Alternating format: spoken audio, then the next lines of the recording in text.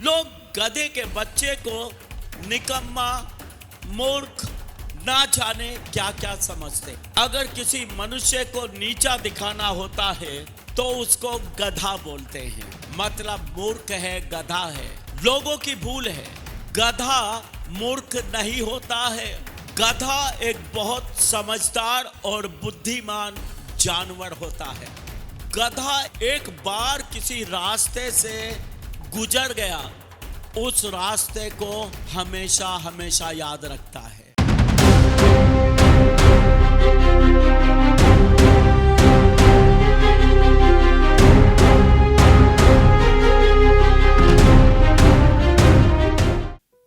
यरूशलेम में यीशु मसीह का मारा जाना तय था।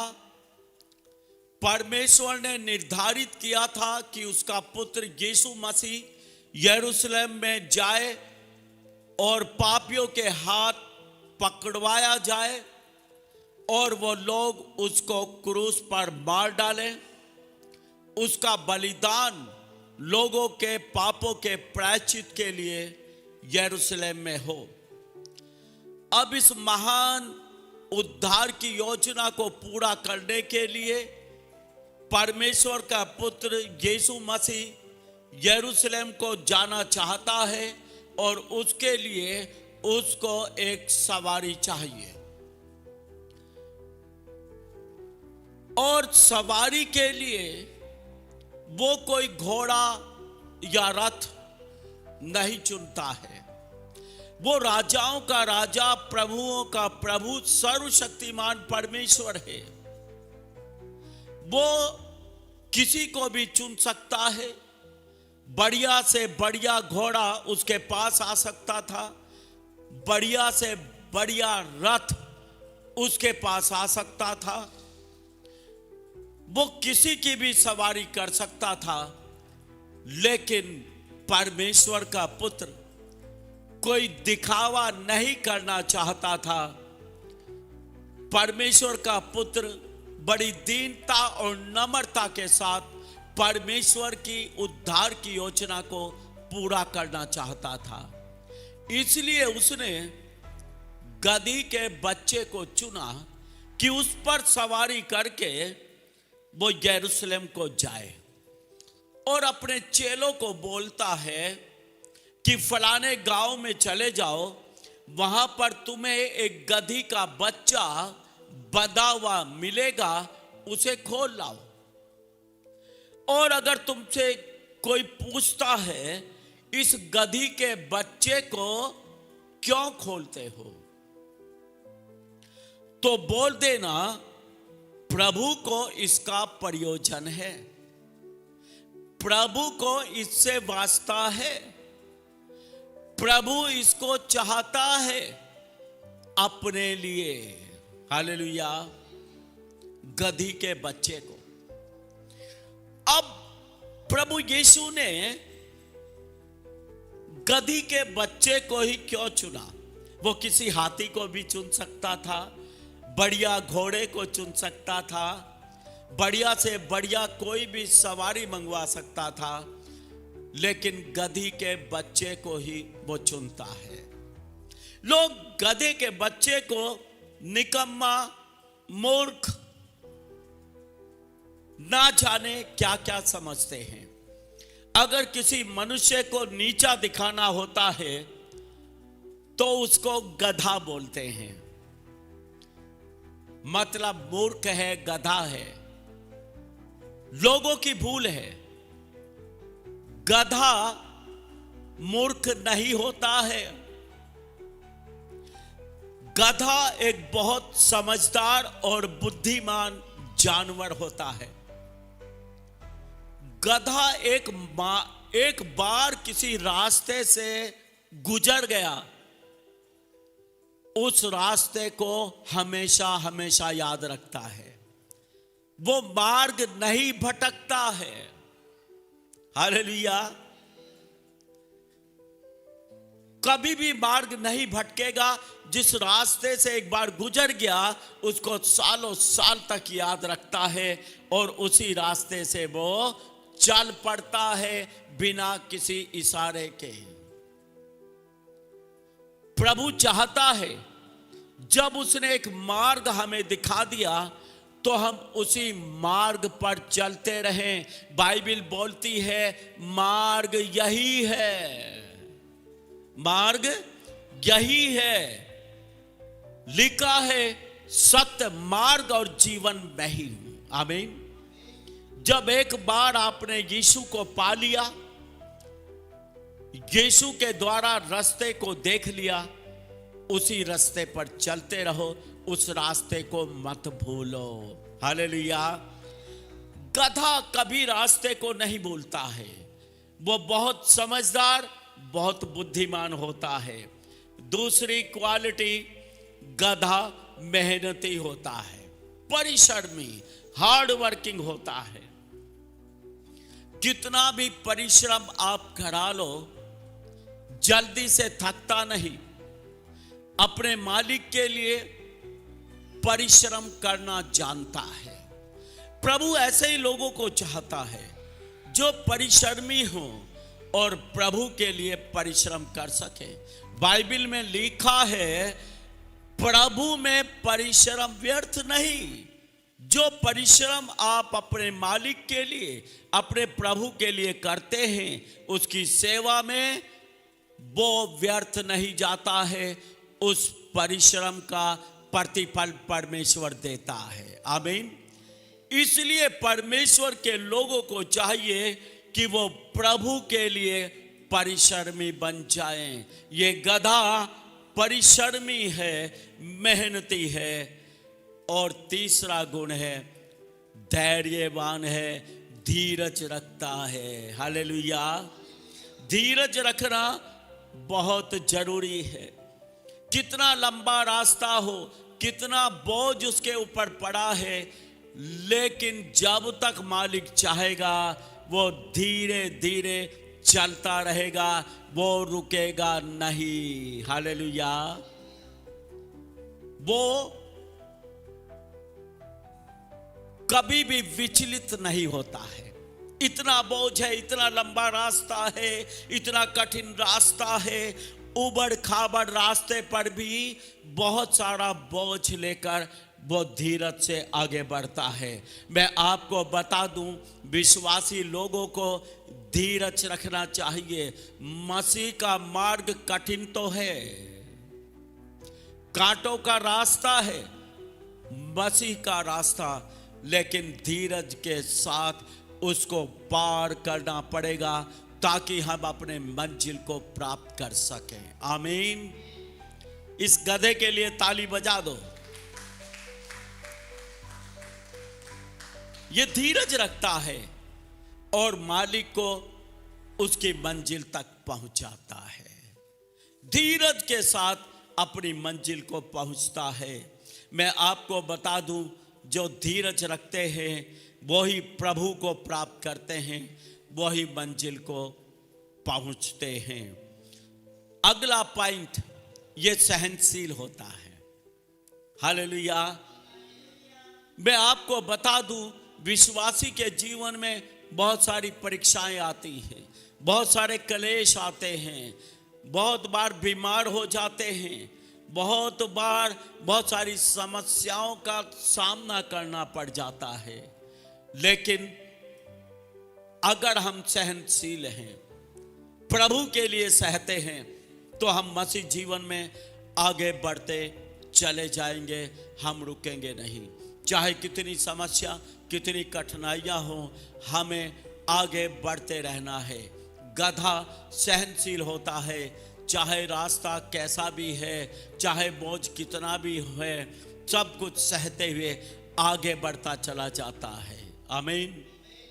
गधा वफादार होता है। क्या होता है? वफादार। अपने मालिक के लिए वफादार होता है, अपने मालिक को पहचानता है और उसकी इच्छा को पूरा करता है। वो कितना सामान रख दे, कहीं तक पहुंचाना है, कोई भी काम उससे कराता है तो गधा उसको करता है, उस सामान को वहां तक पहुंचाएगा। कितना भी भारी सामान है, कितना भी भारी रास्ता है, उसको अपने मालिक के लिए पार करेगा, वफादारी से उसका काम करेगा। आमीन।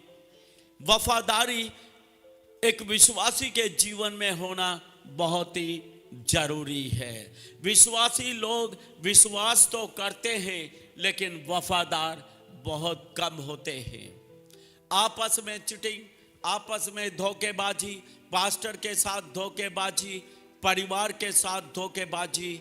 लेकिन मैं आपको बता दूं, हमारा परमेश्वर वफादार परमेश्वर है, और हमें भी प्रभु के प्रति और एक दूसरे के प्रति वफादार होना बहुत ही जरूरी है। अगला है, कम संसाधन में जीवित रहता है। मतलब थोड़ा दे दो थोड़ा खा लेगा, ज्यादा दे दो ज्यादा खा लेगा। कम से कम जरूरतें होती हैं गधे की। कई सूखे दूब उगी हुई है, सूखा धूबड़ा खा करके गुजारा कर लेगा। बाइबल में लिखा है, जो कुछ तुम्हारे पास है उसी पर संतोष करो। हालेलुया। हाँ, जो कुछ भी हमारे पास है उसी पर संतोष करें। ये गधा जो कुछ इसको मालिक देता है उसी पर संतोष करता है। ये एक बहुत बड़ी क्वालिटी है। हम भी ऐसे ही हों, हम उतावले ना हो, धीरज ना खोए, और जो परमेश्वर ने हमें दिया उसके लिए परमेश्वर का धन्यवाद करें और उसी में अपना गुजारा करें। और जब हम ऐसे होते हैं तो सचमुच में मालिक हमसे प्रसन्न होता है। आमीन। तो कम संसाधनों में भी एक गधा जीवित रहता है। प्रभु की चॉइस, उसका चुनना साधारण नहीं। हमारी तरह प्रभु नहीं सोचता है। बाइबल बोलती है, मेरी सोचों में और तुम्हारी सोचों में जमीन आसमान का अंतर है। हालेलुया। लोग हंसते हैं, आज भी बोलते हैं गधे की सवारी यीशु मसीह ने की थी। ये लोगों की सोच है, लेकिन परमेश्वर उत्तम सोचता है। परमेश्वर वो सोचता है जो हम सोच नहीं सकते। आमीन। प्रभु ने हमें चुना, हम भी बुद्धिमान नहीं थे। लिखा है, उसने मूर्खों को चुन लिया ताकि बुद्धिमानों को लज्जित करे। आमीन। इस दुनिया में बड़े बड़े साइंटिस्ट हैं, बड़े बड़े मंत्री, नेतागण, बहुत दिग्गज, बहुत होशियार लोग हैं, लेकिन उनको प्रभु ने नहीं चुना। लेकिन हम जैसे मूर्खों को उसने चुन लिया। हालेलुया। उसका चुनाव अद्भुत है। आमीन। तो आज के दिन हम ये भी सीख ले, प्रभु कैसी सवारी चाहता है, कैसे लोगों को इस्तेमाल करता है। प्रभु जिन लोगों को इस्तेमाल करता है उनको कैसा होना चाहिए। वो बुद्धिमान हो, मेहनती हो, धीरजवान हो, सहनशील, वफादार और कम संसाधनों में जीवित रहने की योग्यता हो। आमीन। आमीन। बोलता है उसको खोल लाओ, और वो उसको खोलकर प्रभु के सामने ले जाते हैं। और ये गधा जब प्रभु की सवारी के लिए तैयार हो जाता है, लोग इसका सम्मान करना शुरू कर देते हैं। हालेलुया। इससे पहले लोग गधा गधा गधा, निकम्मा, मूर्ख कह के चिल्लाते होंगे इस पर, लेकिन अब जब ये गधा राजाओं के राजा की सवारी बनने के लिए जा रहा है, अब लोग इसका सम्मान करना शुरू कर देते हैं। लोग इसके ऊपर अपने कपड़े बिछाने शुरू कर देते हैं, अपनी चादर उतारते हैं, अपने कीमती से कीमती शॉल, कीमती से कीमती कपड़े इस गधे को पहना देते हैं, इसके ऊपर डाल देते हैं। हालेलुया। अब लोग पहचान जाते हैं, ये गधा कोई मामूली जानवर नहीं, बल्कि परमेश्वर की उत्तम योजना में है। आमीन।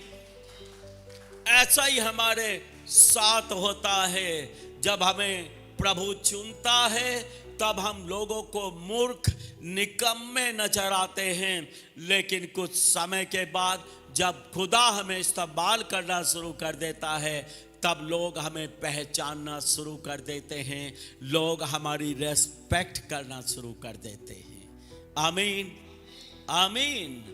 तो हम प्रभु से प्रार्थना करें, प्रभु हमें अपनी सेवा के लिए इस्तेमाल कर।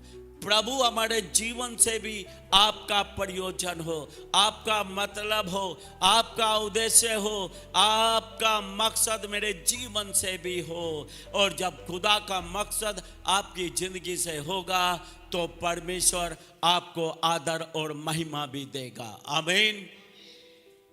सम्मान हो रहा है, कपड़े पहने हुए हैं लोगों के, और जब चलता है, जब चलने लगता है, राजाओं का राजा इसके ऊपर बैठ जाता है। लिखा लोगों ने मार्ग में भी कपड़े बिछा दिए। हालेलुया। जिस सड़क से गधा चलना चाहता है, जिस सड़क से होकर गुजरता है, उस सड़क में लोग अपने कपड़े बिछा देते हैं। उनके कपड़ों के ऊपर कदम रखते हुए गधा आगे बढ़ता है। आमीन। मैं आपको बताना चाहता हूं, जब परमेश्वर आपको चुनता है, जब प्रभु आपको आदर देगा, किसी की हिम्मत नहीं कि वो आपको आदर ना करे। आमीन। जब यीशु आपके सिर को ऊंचा करेगा तो आपका सिर ऊंचा ही रहेगा, कोई आपके सिर को नीचा नहीं कर सकता। प्रभु जिसका सम्मान करता है, दुनिया उसका सम्मान करती है। आमीन, आमीन। यहां पर लिखा है लोगों ने मार्ग में कपड़े बिछा दिए। हालेलुया। और जब बैठ जाता है राजाओं का राजा, और लोग खजूर की डालियां लेते हैं और हिलाते हुए गाते हैं प्रभु के सम्मान में। मैं आपको बता दूं, यहाँ केवल प्रभु का ही सम्मान नहीं कर रहे हैं लोग, इस गधे के बच्चे का भी सम्मान कर रहे हैं जिस पर राजाओं का राजा बैठा हुआ है। Hallelujah, hallelujah. मैं आपको बताना चाहता हूं, अगर आपके जीवन से परमेश्वर की महिमा होती है तो परमेश्वर भी आपकी महिमा करेगा। हालेलुया। प्रभु भी आपकी इज्जत को बढ़ाएगा। आप प्रभु को ऊंचा करने वाले बन जाएं, प्रभु आपको ऊंचा करेगा। हालेलुया। आप जहां भी हो, जहां भी हैं, अपने प्रभु को ऊंचा करें, उसके बारे में लोगों से चर्चा करें, आप लोगों को बताएं, घोषणाएं करें कि मेरा यीशु महान है। हालेलुया। जब आप हर जगह मेरा यीशु महान है, मेरा यीशु महान है करेंगे तो परमेश्वर आपको भी महान बना देगा। Hallelujah, hallelujah. अब ये गधा कोई मामूली गधा नहीं, ये राजाओं के राजा, प्रभुओं के प्रभु की सवारी है। ये यूनिक है, ये अलग है सबसे। हालेलुया।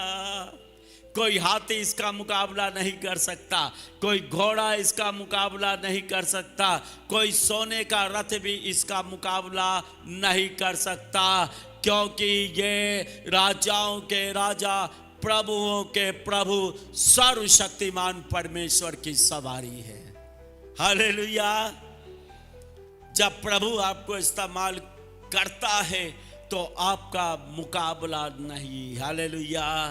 आपका मुकाबला नहीं, क्योंकि यीशु आपको इस्तेमाल कर रहा है, यीशु ने आपको चुना है, यीशु ने आपको बुलाया है, इसलिए संसार में आपका मुकाबला नहीं। आमीन, आमीन। मैं हमेशा बोलता हूं, विजय इमानुएल का मुकाबला नहीं। क्यों? क्योंकि यीशु मसीह ने विजय इमानुएल को चुना है कि वो उसकी सवारी करे, वो उसके जीवन में रहे, वो इसे इस्तेमाल करे। क्योंकि मैं खुदा का दास हूँ, खुदा ने मुझे चुना है, इसलिए मेरा मुकाबला नहीं। आमीन, आमीन। क्या आप ऐसा करना चाहते हैं कि आपका कोई मुकाबला ना हो, आपको खुदा इस्तेमाल करे?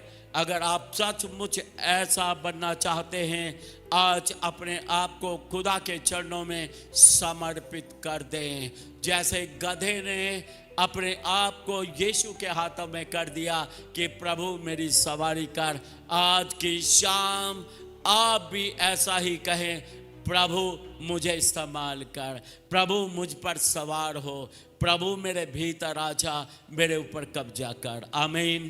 कितने लोग ऐसा चाहते हैं?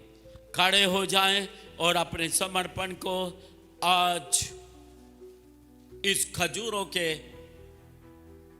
इतबार के दिन करें। आमीन, आमीन। अपने मन से कहें, प्रभु मैं अपने आप को तेरे हाथ में सौंपता हूं।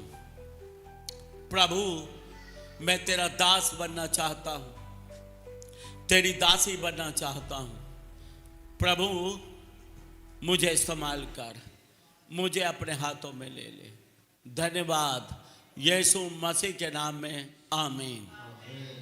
इस रविवार अपने पूरे परिवार के साथ चर्च आइए और प्रभु की आशीषों से भर जाइए।